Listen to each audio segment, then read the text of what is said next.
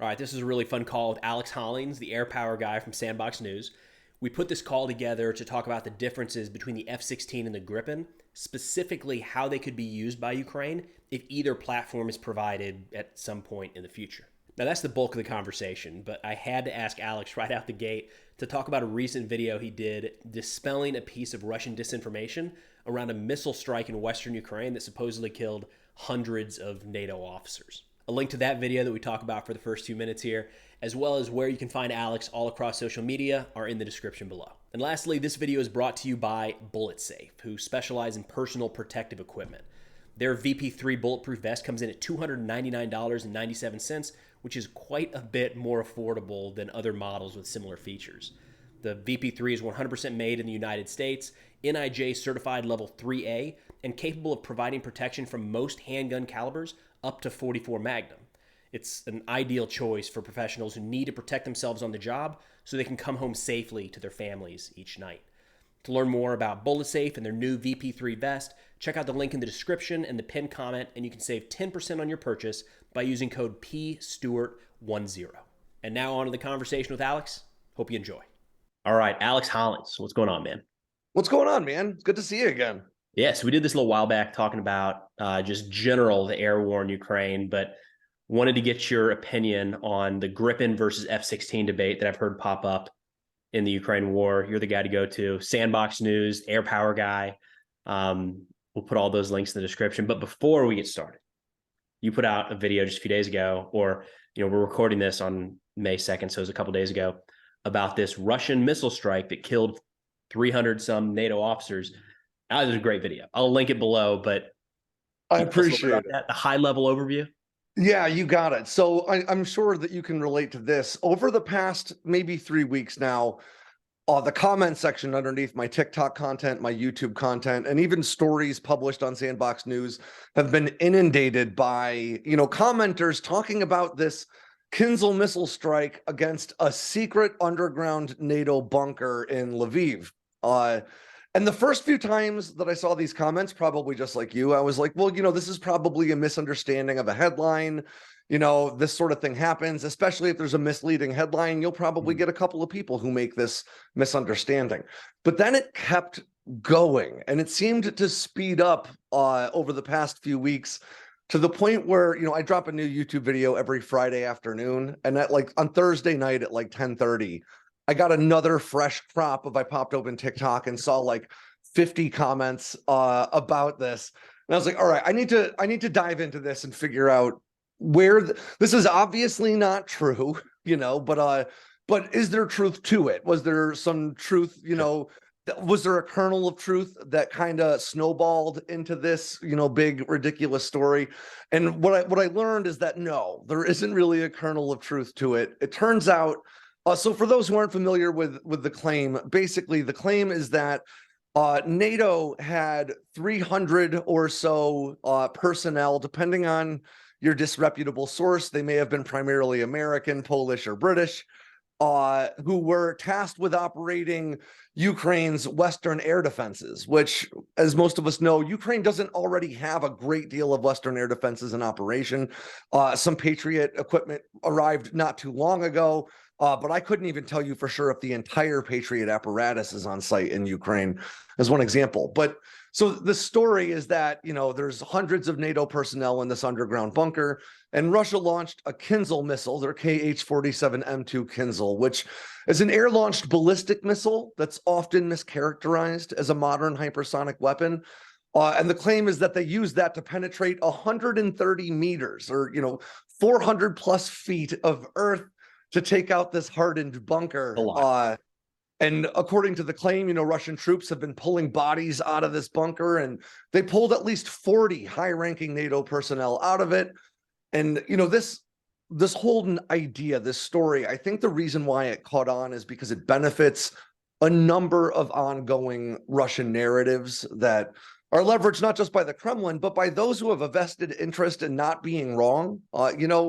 Online discourse has a habit of making us fortify our positions. When you're attacked, when you have a position, rather than going, oh, maybe this is some new information, we tend to get defensive, right? And so people who have already been sort of fighting on Russia's behalf online have a vested interest, a sunk cost fallacy interest in this and advancing these narratives. The narratives being, number one, that Russia is actually doing far better in this conflict than has been depicted. Another one being that Russia is actually fighting all of NATO in Ukraine, which is a very common narrative we see. And then another one being that Russia's Kinzhal missile is both a very effective hypersonic missile and a weapon for which the West has absolutely no means of defense. That's a really big one because it not only benefits Russia's, claims of military capability, but it benefits Russia's position as an arms dealer, which is vital for their defense apparatus. So I started digging into this claim, and I learned that the first English language mentions of it came from this crazy Australian conspiracy theory website on March 1st, which is 8 or 9 days before the strike supposedly took place.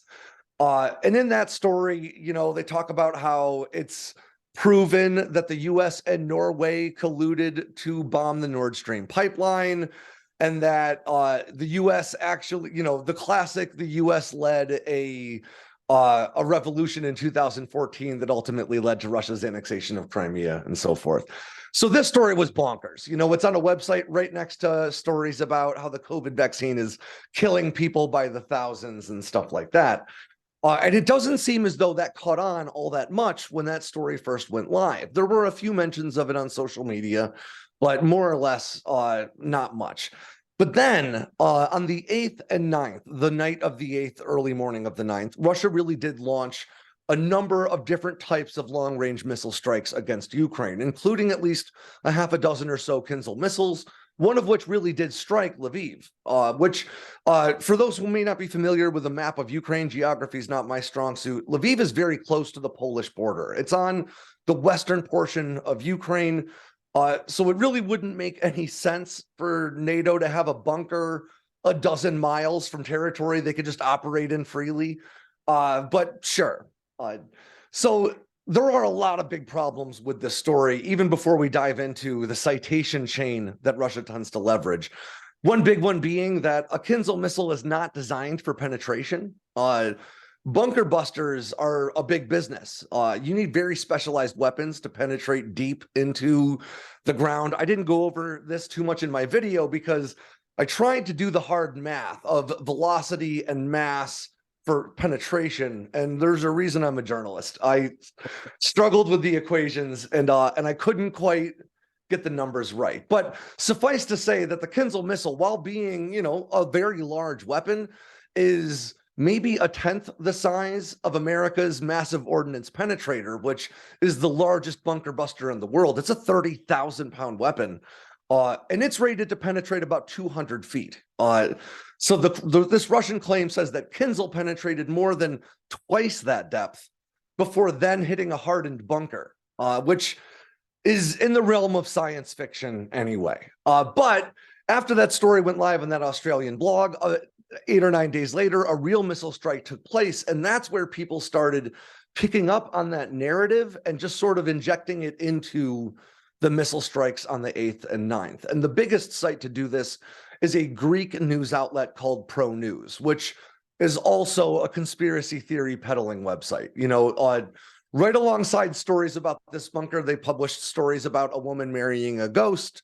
And, it's that sort of content. But because this is a Greek website and it's based out of a NATO nation, Russian mainstream media outlets picked up this story because they could say, hey, this is what NATO's claiming. This is what Greece is claiming. Mm-hmm. So as a result of that, it got broadcast on Russian state television. And as soon as that happened, the story got picked up by Pravda and Top War and a bunch of other, more prominent, more mainstream Russian outlets. But even in all of those stories, they articulate that there has been no official confirmation of this.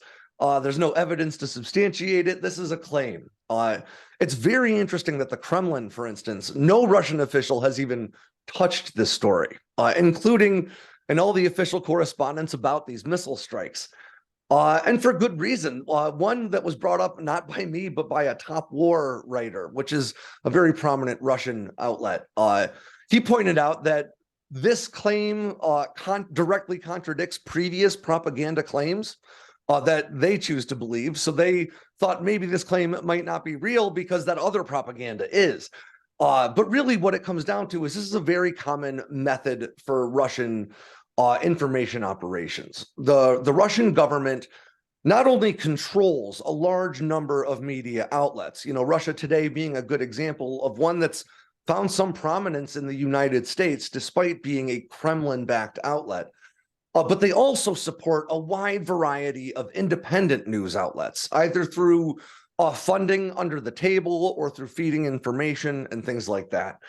And basically, when you do find authors of these stories, I found a few of them. Those authors all write for Kremlin-backed outlets as well. A number of them write for the same outlets that all published the story on the same day. And really what it comes down to is this citation chain in journalism. People have probably seen it a lot where when you're reading an article and you see something that's a bit of a questionable claim, but it's got a link to where they're citing their source. And then you click on that link and it takes you to another, let's say, reputable news outlet who's making the same claim, but they also have a link to cite their source. And you follow that one and it goes to a slightly less reputable outlet. And they also have a link where you click on that and it goes to a slightly less reputable outlet. And it sort of cascades down the chain, and it gives Russia plausible deniability. Their media can say, hey, this is the story that's being reported, and it may just be true because look, it's been reported by 60 news outlets, many of these independent, when in reality, it's an ecosystem of fraudulent citations. It's the same story being repeated over and over again. There's nothing new being added. Exactly. Interesting. Yeah, it was like a 2-week span in there that I noticed in the comment sections, not in content, but in comment sections, just blew up. Like more on TikTok than YouTube for me. But it was interesting. And a little bit on Twitter. But yeah, it was an interesting one because it's big. What a huge story. And it's a classic game of telephone, because what happens, after the citation chain in media, you also have the same telephone game within discourse, right? So the narrative went 300 people were in the bunker and 40 bodies have been pulled out, to now it's 300 generals. I had a bunch of comments say 300 NATO generals were killed, which is incredible. I don't think NATO has 300 generals. And if they did, they certainly wouldn't put them all in a bunker in Ukraine. But that game of telephone just sort of makes everything that much bigger. And again, because, for better or worse, online discourse tends to be so polarizing. I think everything just kind of gets amplified. And that's really where, these comments came pouring in. And you have to bear in mind, that sunk cost fallacy. There's a lot of people out there who maybe even with good intentions, but they live in Russia or in parts of the world where there's a strong, Russia supporting culture. And within the world that they live in, you're looking for a saving grace. Russia was supposed to very quickly overwhelm Ukraine. We heard lots of people say it would take 3 days. This invasion was supposed to go very differently. So at this stage, 14 months in, you're looking for outs. You're looking for alternatives to your worldview being incorrect, right? So the fact that NATO is secretly involved, or the fact that, Russia, I know you're very familiar with the story we kept hearing that Russia was keeping all of its good troops and forces in reserve, and they were going to show up any day now. These narratives are all based around that sunk cost fallacy, this idea that I've already been fighting with strangers on the internet for 14 months that I'm right and that Russia's right. It's too late now. These people aren't going to, turn on Russia or on their own belief structure just because there's some evidence to substantiate an opposing view. And so I think that we're going to keep seeing narratives like this. And they are dangerous, because the fact of the matter is there are a number of people who will see it and believe it. And that affects perceptions within the populace, and perceptions within the populace affect political pressure, and political pressure is what's required to support Ukraine, especially when we're talking about F-16s and Gripens, for instance. We're talking about a great deal of money in training and equipment and personnel and in the platforms themselves. And you don't give a nation like Ukraine a great deal of money without political buy-in, you know? So uh, even though it might seem frivolous, it might seem silly that these crazy narratives arise, the real intent behind these narratives is to sort of degrade support for Ukraine in the long term. And to that same point, that Kinzel strike in Lviv that, you know, Russian trolls claim took out a NATO bunker, it actually hit an apartment building and killed 6 civilians. There's lots of footage and pictures readily available online of the strike. You can see that it did not go very deep into the ground, but you can see that it was, you know, multifamily housing that got hit.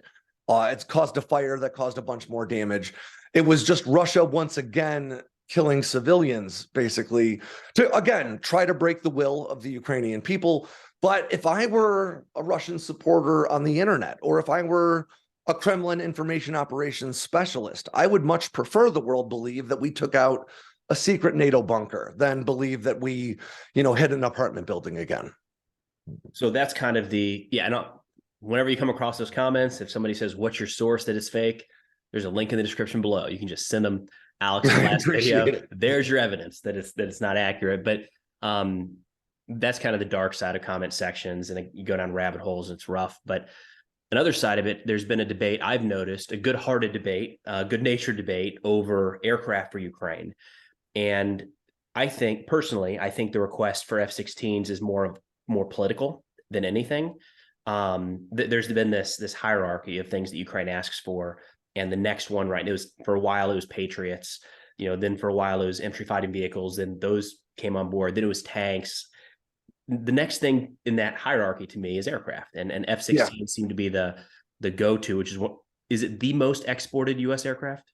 The F-16 is the most exported, most widely operated, most successful 4th generation fighter in the world. There have been more than 4,600 F-16s built and delivered to countries all over the world. I think more than 20 different countries operate it. So it checks the box. It makes sense. If you're looking for an aircraft for the United States to export to Ukraine, the F-16 checks a lot of those boxes. But I've seen some debates recently saying, no. It's not the F-16. If you actually want something that could be beneficial to Ukraine and useful in Ukraine, it's the Gripen, which I don't know anything about. So what's behind that, Alex? What's that debate look like?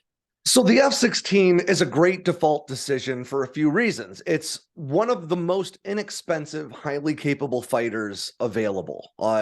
The F-16 was designed to be an inexpensive alternative to the F-15. Well, the F-15 was in development because America heard about the MiG-25 and thought that it was a super fighter. So we got to work on the F-15 to try to build something that could compete with this imaginary, incredible platform we thought the MiG-25 might be. And as a result, we ended up building the best, you know, fighter that had ever flown, but it was also incredibly expensive, which is a familiar story for the United States. And with that in mind, we said, well, we need something much cheaper that we can fly alongside these big twin-engine F-15s. And that's where the F-16 program came in. It's a much smaller aircraft. It's much lighter. It's much less expensive. It costs around $26,000 per hour to operate, as opposed to, let's say, the F-35 that costs 35 to 40. You know, so it's significantly cheaper than a lot of other aircraft, and it is widely available. And I don't just mean in terms of airframe availability, but parts and infrastructure. Because so many nations around the world operate it, there's lots of, it's sort of like when I used to work on cars and I'd say, well, if you have a Fox body Mustang, you can buy parts at Stop and Shop. But if you've got a Nissan GTR, you've got to order them, right? The F-16 is a Fox body Mustang. You can find parts for it really everywhere. But that doesn't mean it's the best aircraft for Ukraine. The Gripen is far better suited for the type of fight that Ukraine is in. And when I say Gripen, I mean the C and the D, which is the 1-seater and 2-seater iteration that exists in the most numbers. The newest Gripen E, which is in production right now, being delivered to both Sweden and Brazil, is a very advanced fighter. It's incredibly capable, and it's not really on the table for Ukraine. It doesn't exist in large numbers quite yet. Production started in 2021, and it's I would contend it's probably the best bang for your buck fighter in the world. It's got a very advanced avionics suite. It's got a fairly small radar cross section, and it's really inexpensive to operate. Is But it the is it C, British? I'm sorry, is it British aircraft? Swedish. The, They're the made by Gripen is Saab. Swedish. Yes, it's Okay, actually got it. made by the same company, more or less, that makes Saab cars, which is really cool.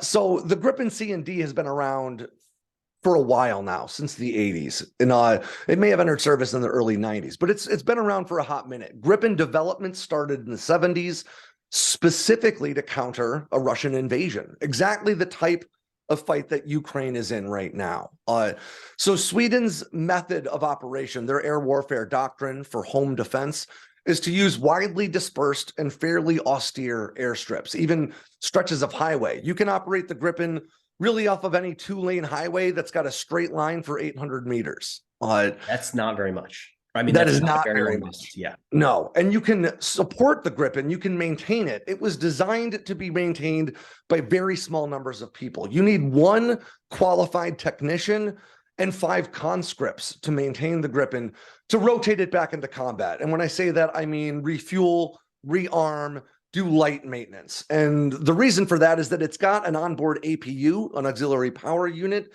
that powers an onboard self-diagnostic computer. And it's got a very pragmatic design. So when the Gripen lands, it'll tell you what the problem is, as opposed to needing to use external equipment to evaluate, the condition. And to give you a frame of reference, the Gripen can be generally maintained by 6 people, only one of which needs any real training. The F-16, on the other hand, you can turn it around with a crew of 9. I've spoken to some F-16 maintainers and pilots. You feasibly could refuel and rearm it with a crew of 9, as long as you had the right equipment. And that would include, 3 people for weapons, a crew chief and their assistant, 2 people on fuel, something like that. But actually maintaining an F-16 for ongoing ops, in a best case scenario, the US tends to use between 20 and 25 people. That is a lot of people to train for specific jobs in aircraft maintenance. And again, the Gripen is designed to operate off of austere airstrips. The F-16 is not. If you look at a picture of an F-16, it's got a big gaping mouth right underneath the nose. That's its air intake that powers, it's a single engine aircraft, but is a very powerful one. The F-16 is a much better performer overall than the Gripen in terms of thrust to weight ratio, turn radius. The Gripen's a very capable platform, but the F-16 is usually a better bet. But because of that, it's extremely light, it's somewhat fragile, and it needs a great deal of care. So you might be familiar with this just because of police calling once upon a time in uniform, but the F-16 is very susceptible to FOD, foreign object debris, on the runway, because it's got that big gaping mouth right underneath the nose. If there's gravel, if there's pebbles, if whatever, it's going to suck those things right into the engine intake. The Gripen, on the other hand, was designed to operate from austere airstrips that may not be well manicured. The F-16 just needs a lot more care, a lot more money, a lot more help. And maybe most importantly, because the F-16 needs to operate from legitimate runways, that means that there aren't very many airstrips in Ukraine right now that could support it. And that's particularly dangerous, because if let's say you concentrate a large number of F-16s on one or two air bases in Ukraine, everywhere in Ukraine is within range of Russian long-range missile strikes. Those airstrips are going to become immediate targets, and it wouldn't take much to take out 20 F-16s on the ground, whereas it might be tougher in the air, right? Gripens, on the other hand, could be operating from highways all over the country. Is it accurate? Oh, I'm sorry. I was going to say, is it accurate to say, like, I have this image in my mind that you could have runways, 200 runways across Ukraine, pre-designated on a map, and you could have a Gripen take off and designated to land on, Alpha 4, which is a stretch of road, and those maintainers could be located there, right? You could just, if it's a group of 9 with some, bring some fuel, bring some armament, like, it's 6 people in 2 vehicles. That's all you need, is 6 people in 2 vehicles to turn a Gripen around. So you could have the Gripen take off from this portion of Ukraine and intend to land in a completely different region of the country. And as long as those 2 vehicles and 6 maintainers are there to meet it when it arrives, you can turn it right back around and get it right back into the fight. That's interesting. But there is one big drawback. There's a good reason why the Gripen very likely won't reach Ukraine, despite being really purpose-built for the type of fight that Ukraine's in, and that's just airframe availability. There have been only a few hundred Gripens, of all forms built to date, fewer than 600. There's only about 94 Gripen Cs and Ds in Sweden's inventory right now, which they need for their own air defense needs. Per Sweden, I'm sure they wouldn't mind replacing all those Cs and Ds with new Es, but they just don't have the production capacity to pump them out fast enough. Yeah. So if you've only got 100 of these, 96 of them in Sweden where they're produced, there aren't a ton of them to give away.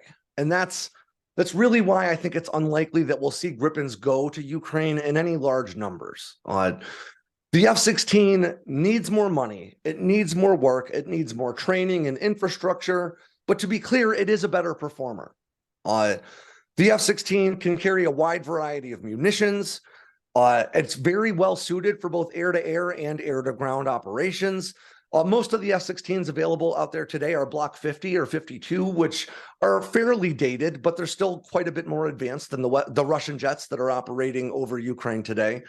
So it's not a bad choice. I don't want to make it seem as though the F-16 would hurt Ukraine, but the challenges are bigger. The hill is steeper to operate the F-16. Can you talk to training, rough, very general training timelines between the two? If you had a trained Ukrainian pilot on their current fleet of MiGs, let's say, what is that? Is it easy? Would you think the training timeline is shorter for the F-16 versus the Gripen, other way around? That's a great question. And this is a really tough one that people have been debating a lot. And I always want to, caution people against getting too married to the references when it comes to these discussions. People in my position where I do a great deal of research, people like me tend to make the mistake of reading in the official reference that it requires 36 hours of training on this specific system and 40 hours of training in this function in order to operate this aircraft. But we need to understand that those requirements were established based on the idea that we would be training, let's say in terms of the F-16, in the United States on a prolonged timeline where we weren't particularly concerned about anybody attacking us here in the mainland US while you're training, so on and so forth. So I want to caution against saying, well, according to the manual, it takes 100 hours to train a pilot, when the truth is you could probably do it a great deal faster if you really had to, right? How much faster you could get the Gripen into the fight versus the F-16, I couldn't give you a real number, but I will say that because it requires a great deal less training in terms of maintenance, in terms of support, I'd imagine it probably would take a similar amount of training in terms of the pilots, but it would definitely get there faster. The F-16 will take more time, but on the other hand, we can pull Ukrainian pilots out of Ukraine, send them to the United States or to Poland or to wherever else to do this training, and they can do it fairly safely. And from what I've heard about Ukrainian soldiers training on the Patriot, which obviously is a very different system, but from what I've heard is that they are moving through the training pipeline crazy fast. They are extremely dedicated and motivated to getting these systems into the fight. And as a result, when you have a reference that's based on the idea that you'll spend 8 hours a day training, it'll tell you that you need 6 weeks. But when you have motivated people who are willing to do it for 20 hours a day some days to make sure that they learn these systems and get them in there, you can really abbreviate timelines. So I guess what I would say is I wouldn't believe any hard timeline that's given to you. You can always abbreviate them, but the more time you have to train, the better the platforms will perform in combat. You mentioned that the Gripen was designed for this type of warfare. It was designed to counter a Russian invasion. What does that mean? Like, how does that make the platform? We talked about the landing and the maintenance and all that, but what do you mean? Like when you say it was designed for this type of fight? It's a great question. Things like the Gripen's onboard electronic warfare suite. In the United States, when we develop an electronic warfare system to carry on one of our fighters, for a long time, we really were focused on Soviet air defenses and then Russian air defenses. But we've also got other systems and nations in mind. In Sweden, when they developed the Gripen, they developed this platform specifically to counter the Russian military. And as a result, things like its electronic warfare suite are really tuned specifically to engage Russian integrated air defense systems, surface-to-air missile radars, things like that. And as a result, although these systems are somewhat dated in the Gripen C and D, that's in keeping with the somewhat dated systems that Russia is employing in Ukraine. So, this platform was designed basically to fly in airspace that would be contested by systems like the S-300. And as luck would have it, those are the systems that it would have to contend with in Ukraine. So it really is, it's sort of the right key for the right lock. Whereas the F-16 certainly had Soviet-era air defense systems in mind, but also other platforms as well, So again, the Gripen was really purpose-built for this job. And this is an unfair thing to say maybe to Gripen fans out there, but the Gripen is an excellent Honda Accord that you can rely on to get you to the grocery store and back every time. Whereas the F-16 is more of a sports car that you have to go real slow over speed bumps, and you might have to pull over and adjust the carburetor because it's not quite running right. It takes a bit more time. It's a bit more finicky because it is a top performer. The Gripen, on the other hand, is a reliable and economically feasible platform that was designed just for the job, And so it's just a different mindset. I mean, to be fair, we're the conversation of quantity versus quality is always coming up in this conflict. And in a lot of cases, you look at tube artillery, old tube artillery. We sent some 105s over. Like, that's a quantity game in a sense versus, the Caesar or some of these more advanced self-propelled systems. But when you're talking about Gripen versus F-16, there might be a quality issue between the two, but they're both very, very high quality platforms. So we're kind of exactly. Yeah, we're talking iPhone versus Android. You know what I mean? There might be a few things that each platform does a bit better. And based on your preferences, you might prefer that one over the other. But at the end of the day, if you go to the store and buy a new iPhone or a new Android phone, you're going to get a very good performing piece of equipment. And the Gripen C and D versus the Block 50 F-16, I would contend very similar. Yeah. Would both of these be feasible for air-to-air and air-to-ground attack modes in this fight, or would one be better than the other in that sense? Because it's not clear exactly how Ukraine, if they got a batch, they wake up tomorrow, they've got a batch of trained Gripen pilots and a dozen fighters. I feel like it's probably going to be an air denial type mission. Absolutely. But we don't know. So yeah, but I think that makes a great deal of sense. So the Gripen has another advantage over the F-16 in terms of the war in Ukraine right now, and that comes in the form of the Meteor air-to-air missile. So the F-16, like all American jets, its primary air-to-air weapons are the AIM-120 AMRAAM, which is a radar-guided long-range weapon. The AMRAAM has a range in excess of 100 miles, depending on the iteration of the AMRAAM that you're looking at. And then the AIM-9, which is an infrared-guided, more short-range weapon that is effective, sub 25 miles. Right? The Gripen, on the other hand, can carry the Meteor missile. It was actually the first platform to integrate Europe's Meteor missile. And in my opinion, it's the best air-to-air weapon in service in the world today. And we've seen recently, especially, that Russian fighters have been reluctant to fly deep into Ukraine. For the most part, Russian aircraft are launching long-range weapons, often from Russian airspace, into Ukraine. And that's because Russian aircraft have really suffered from air defenses, man pads, not really air-to-air combat, but Ukrainian air defenses have really, put a whack on Russian aircraft. So right now, a lot of Russian fighters are relying on long-range weapons, especially air-to-air weapons. They're lobbing them out there and hoping for the best. And the Meteor is better than any platform that Russia has, or honestly, the US has, at engaging enemy fighters from long range. And that all comes down to its propulsion system. So the AIM-120 AMRAAM, which, by some contentions is the best, or at least one of the best air-to-air weapons in service today, especially the latest iterations of it. It is, at the end of the day, it's a solid fuel rocket booster that really propels the rocket for the first, say, 30 miles or so.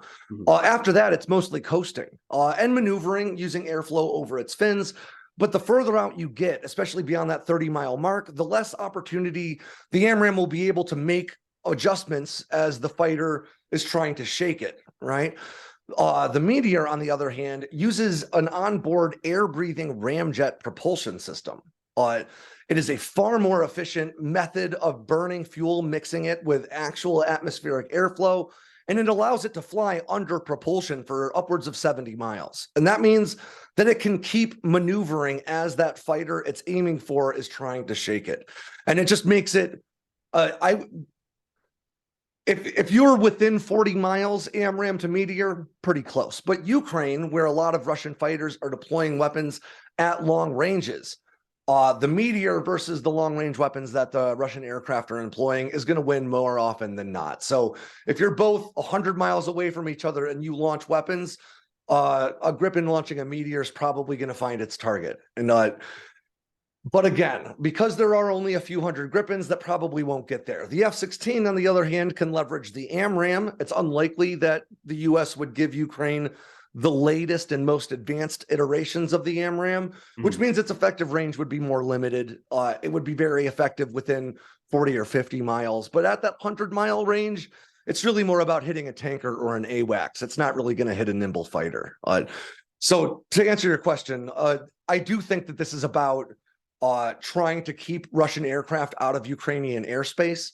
And because Russian aircraft are launching standoff weapons, the longer range air-to-air missiles that you can leverage, the more effective they'll be. So that is another, check in the box for Gripen. But again, the F-16 would be very capable with the AMRAAM. I was laughing because I'm the most familiar with Army equipment. And when I think of like the most advanced stuff we have, it doesn't scratch the surface of what you just described with that Meteor missile. Like the idea that exists and it's just a weapons platform that we can strap, like, it's crazy. The Meteor missile is incredible. And I know, so China's PL-15 is China's radar-guided air-to-air missile that some would contend, I'd contend, is better than some of the earlier iteration AMRAAMs. We tend to think, we always talk about the PL-15 and the AMRAAM. The Meteor is the missile to beat. America's AIM-260 in development, I believe, may well beat it, but it isn't in service yet. And it's still, hidden behind a bunch of classification. So today, the Meteor is pretty unstoppable. There might actually be some pushback against that the Meteor missile, the idea, because what Russia's doing, to your point, staying within their airspace to launch these strikes. I'm not sure that NATO wants Ukraine to have the ability to strike a Russian aircraft in Russian airspace. I think you're right. I think that's part of the reluctance to give them fighters. Likewise with the ATACMS, for the idea that you could give them a weapon with enough range to penetrate deep into Russian territory really does increase the chances of escalation. Though at this stage, I'm not sure what escalation would look like beyond, the use of chemical, biological, or nuclear weapons. It's not like Russia's got a whole lot left to throw at Ukraine other than they do have the airframes and the munitions still for a good old-fashioned World War II style bombardment campaign, which, they would suffer heavy losses doing. It would cost a great deal of money, and the result wouldn't be a nation really worth occupying necessarily. But that is sort of the last stopgap before kind of weapons of mass destruction in terms of escalation. And I don't know how far they'd go. That's a positive note, Alex. So yeah. We'll start to wrap up here. Is there anything we didn't hit on with the Gripen F-16 debate? And you can work your way into this, but if 10 years down the road, we're looking back, what do you think the first Western aircraft platform is to arrive in Ukraine?